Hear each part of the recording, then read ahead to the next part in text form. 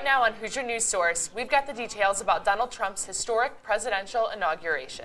And not everyone is happy about the inauguration. Find out how some are taking a stand. These stories and more coming up. Hoosier News Source starts now.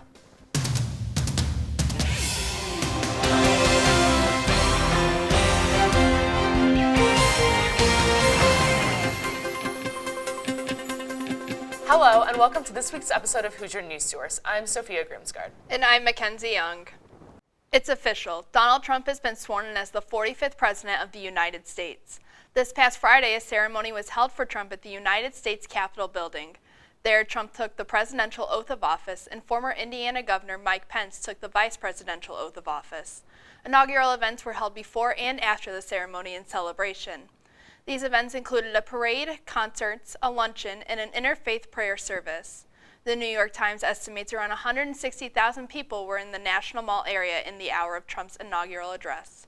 Hoosier News Source's Andrew Biller attended the inauguration in Washington on Friday. He has plenty to share about his experience. Andrew? Donald Trump's inauguration made headlines all around the globe with a focus on public opinion, protest, and celebration. I'll take you inside inaugural weekend in the heart of this nation's capital. Protesters and supporters of now President Donald Trump gathered side by side on the National Mall in Washington, D.C. to witness the inauguration following an all-around hostile election season. It means get rid of all the Jews. That's what it means. Exactly.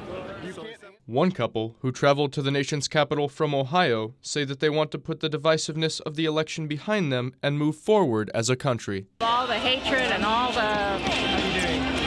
racism and everything, it's got to be better, right? It's got to get better at some point. Others, however, fear that the Trump administration may enact policy that threatens their way of life. A local group protested DuPont Circle in a unique way, by handing out free marijuana. An issue of personal liberty for some, Dawn Carty joined the protest because she believes Trump's Attorney General pick, Jeff Sessions, will prevent her daughter from receiving treatment for her seizures. Just because my daughter is 9 and medicates and treats every day with CBD and has a 91% seizure rate, she uses cannabis. Does that make her a bad person? Billionaire, businessman, and now 45th President of the United States, Donald J. Trump, just finished his inaugural parade here in Washington, D.C. He's now getting settled in at the White House, but not after having the parade impeded by a few angry protesters. Overall, events on Inauguration Day signal a rocky start to the next 4 years after an election season mired in controversy. Fellow Americans and people of the world. Videos confirm that rioters in D.C. smashed business windows and set fire to a limousine. Police say they arrested over 200 people. Thanks, Andrew. 408. That's the number of women's marches that happened in the U.S. on Saturday, just a day after President Donald Trump's inauguration. The largest women's march took place in the nation's capital, drawing in nearly 500,000 supporters. Women's March organizers say that they began planning the Women's March the day after the election in opposition to Trump. Supporters of Planned Parenthood, women's rights, and the LGBTQ community showed up in numbers. Indianapolis held a Women's March of its own on Saturday. The Women's March took place at the Indiana State House. Indiana State Police estimate around 5,000 people attended the march. Many IU organizations, such as IU's Feminine Student Association, were present at the march. Protests and rallies happened right here in Bloomington, too. Local activists gathered in Bloomington Friday for a series of events and marches in response to the presidential inauguration. They called it Inaugurate the Revolution. Hoosier News Source's Amelia Reynolds has the details. On Inauguration Day, January 20th, the community group Inaugurate the Revolution hosted events across Bloomington to inspire change. Co-founder Alice Corey decided to organize this event after she found that others are also unhappy with the state of government. We're wanting to see big change because regardless of who holds elected office, regardless of who is president, our system is rigged against us. We're not okay with the status quo, and we need to envision a just society for all. Sophomore co-organizer Stanley Naguna created workshops for participants to engage them more than a protest would. These workshops were covering topics about climate change, reproductive justice, white supremacy, and more. Everything. And they're designed to be participatory and actionable. So people leave here with tools, right? Sort of like arming themselves to resist in the future. Inaugurate the Revolution's purpose is not defined by one specific message. So to me, it's not about one issue that we need to fight. It's about figuring out what we're doing together, what our ideal society is, and moving toward it as a whole, as a vision. They are working to spark a revolution that will create change for everyone. Everybody needs to rise up together and really reclaim our government, because it belongs to us, right? So it's supposed to serve us. For Hoosier News Source, I'm Amelia Reynolds. Organizers of Inaugurate the Revolution thank all who attended and say they hope to do more community activism in the future. Certain areas of Bloomington were targeted by vandalism and violence this weekend in light of the inauguration. People protesting against Trump were sighted walking down Kirkwood Avenue, lighting firecrackers and flares. One participant held up traffic as part of the protest. The School of Informatics and Computing building was vandalized with white paint from a paintball gun, and the Monroe County Justice Building also received paint balloons to the exterior. Bloomington police arrested one man after a brick was thrown in the building. However, the rest of the protesters were able to leave peacefully.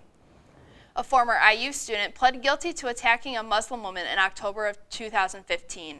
Tristan Brickford, then 19, assaulted a woman sitting outside the Sofra Cafe. He grabbed the woman's neck, pushing her face down while yanking off her headscarf with his other hand. Bickford took the stand Monday to express his remorse, citing unknowingly mixing prescription medication with alcohol as the reason for the attack. Bickford was sentenced 356 days probation to be served in his home county. Coming up on Hoosier News Source, Bloomington protesters speak out about their pro-life and pro-choice stances. And the fight to end the negative stigma of IU Greek life. Find out what local fraternity members are doing to bring about a positive change. These stories and more coming up. Stay with us.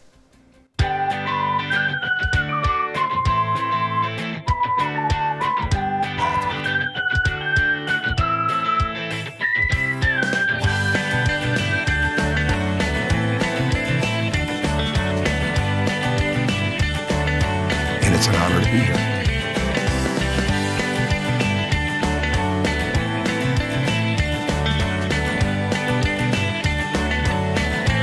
After suffering a season-ending injury in late March,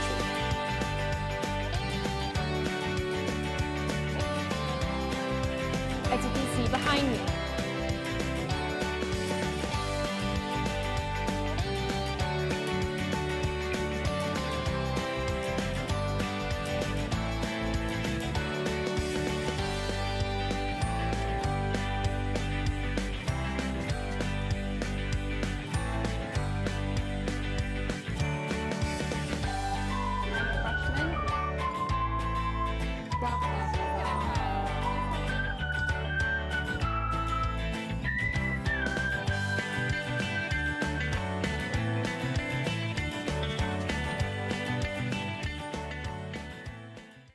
Welcome back. Post-election discussion has centered around policy stances, pro-life versus pro-choice being a common topic of debate.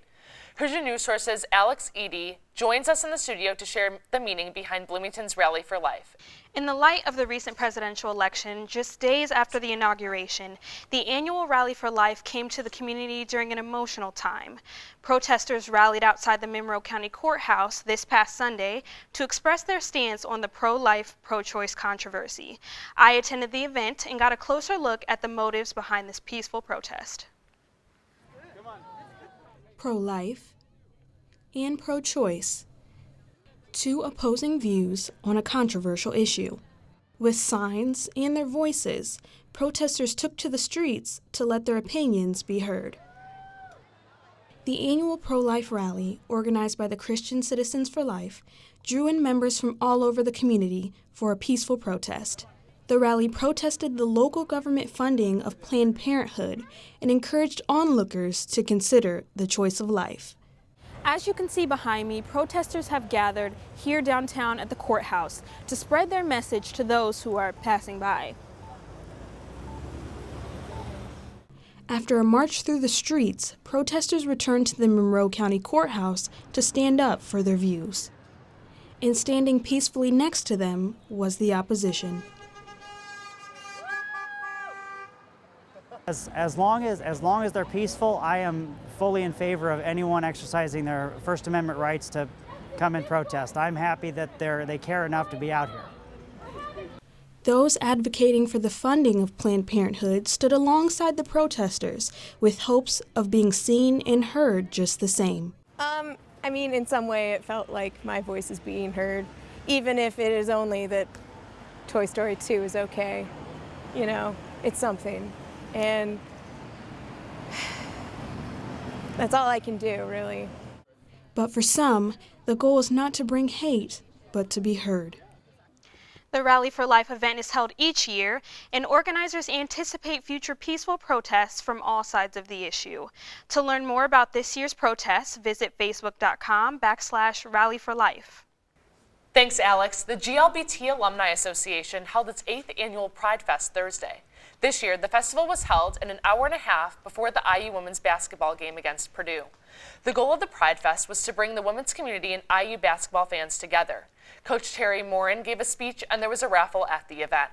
Alumni from the Bloomington Feminist Chorus and allies came together to sing the IU alma mater and fight song. After a couple of fraternities got kicked off of IU's campus this past year, the reputation of Greek life at IU has been questioned. IU fraternities are currently planning for a successful spring recruitment ahead. I reached out to the members of this Greek community. Take a look at the steps that they are taking to reduce the stigma of Greek life on campus. The difference between a fraternity and a military institution is fraternities preparing you to, just be a successful young man. Yeah. Military institutions are preparing you for war. Pi Sigma Kappa President Jake Olson is referring to a recent topic in regards to Greek life, hazing. Hazing became a topic after the recent suspension of Delta Tau Delta due to hazing allegations earlier this month. Due to these allegations, the stigma of Greek life is beginning to increase, just 1 week before the fraternity's bid day. Although the organizations are not concerned, there is a fight to help end this stigma. Yeah, it's obviously a huge issue, across, not just here at IU, but across the country and Greek life everywhere. And really the biggest thing to do is, these new members, when they join, that they're learning about the fraternity. It's not a hazy process, Although hazing cannot be 100% prevented, one fraternity has completely eliminated it as a whole. We actually do not haze at all in our fraternity, and that is completely 100% true. I've actually had new members come up to me and tell me that they'd like the process to be more difficult. That's one thing that we're trying to figure out, and we've discussed with nationals, because nationally our Beta Sigma Psi is a no hazing fraternity. Even though Olson is only a sophomore, he goes back to a time 4 years ago when Pi Kappa Sigma had a hazing incident of its own. I went to the university and told what was going on at our chapter. The university forced us to go under a membership review. We were around 100 members at the time. We lost 60 guys. Olson tells us that there was a silver lining to the situation. I think now, since that happened, our organization offers a lot of opportunities to young men like myself, For Beta Sigma Psi, they say it's the location of their fraternity that plays a huge role in the work that they do today. I think that can really help us in terms of increasing our service and our philanthropy, how we're so central and visible on campus rather than being so far away. It can really help us serve the community better. Although Greek life isn't for everybody, Deere suggests one thing. Recommend for everyone to at least check out, rushing, just being a part of Greek life, because there is something out there for you that, if you're looking for that community, that, it's there for you. Although these are only a few accounts of the Greek life that is actually on campus, it's safe to say that Greek life as a whole is not exactly what students and the community make it out to be. For Hoosier News Source, I'm Mackenzie Young. Stay tuned next week for another segment on IU sororities and fraternities. See how they work to reduce the negative stigma and create a welcoming atmosphere for students during spring recruitment. IU Athletics had a successful past weekend. IUS TV sports reporter Juliana Sherry joins us in studio with a highlight of this weekend's matchups. Juliana? Currently, Indiana has 8 of its 24 sports in season, and this past weekend, 6 of those sports showcased their talents here in Bloomington. Starting things off is the women's basketball team, who have had some trouble in Big Ten play, but their struggles became strengths against Penn State Monday evening. The Hoosiers were forced to channel their inner defender on a night where they went 2 of 15 from long range, but after giving up 80-plus points in their 3 Big Ten losses, the Hoosiers found themselves holding Penn State to just 66 points, even though the Nittany Lions put up 74 shots. Alexis Gassian led the team with 2 blocks and 2 steals defensively, while Tyra Buss came alive for the offense in the second half, recording 21 points. The women travel to Wisconsin on Sunday for 3 p.m. tip-off inside the Kohl Center. The wrestling squad had a tough test on Saturday, facing Minnesota, the number 11 team in the nation. Facing 5 ranked opponents in the first 5 weight classes, Indiana surrendered 3 tech falls, a major decision, and a decision before finally securing a win in the 149 weight class from Chris Perez, who continued his unbeaten streak to start Big Ten dual competition. After decisions at 157 and 165, Devin Skatska and Nate Jackson forced decisions in the final 2 matches. Jackson picked up his 94th career win, and Skatska scored his first career Big Ten dual win. However, Minnesota secured the dual victory over Indiana 28-9. The Hoosiers will be back in action on Friday in the Windy City against Northwestern. The women's tennis team opened their 2017 dual match play against Western Michigan and Butler on Saturday. After securing a victory Saturday morning over the Broncos 7-0, Indiana rattled off 7 more match wins to secure the overall match against the Bulldogs. The number 1 doubles match featured Indiana's Madison Apple and Kim Schmitter against Jocelyn Coaster and Bailey Paget. The Hoosiers easily took care of the set, defeating Butler 6-1. Madison Apple not only competed in doubles, but also in singles, defeating Bailey Paget in the number 1 match, winning 2 sets with 6-4. Women's tennis continues their homestand this weekend against Washington State and Cincinnati. That's all for this week in sports. Back to you guys at the desk. That's all we have for you this week. For more campus and local news, visit our website at iustv.com. And like us on social media. Like us on Facebook at IUSTV News and follow us on Twitter at Hoosier NW Source. From all of us here at IUSTV, thanks for watching, and we'll see you next week.